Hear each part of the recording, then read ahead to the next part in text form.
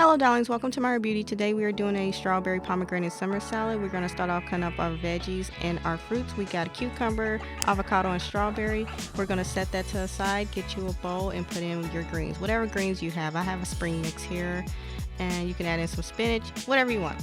And we're going to top our salad. Put your cucumber on top, take your avocado, put that all in there, and next you're going to take your strawberries, put that on top. And then next we have some pomegranate seeds, and just put however many you want on top. It don't matter. Anyway, put you some sliced almonds on top. Also, don't forget the feta cheese. I forgot feta cheese because I wasn't thinking. But anyway, let's make our dressing. I got some lime zest in a little bowl.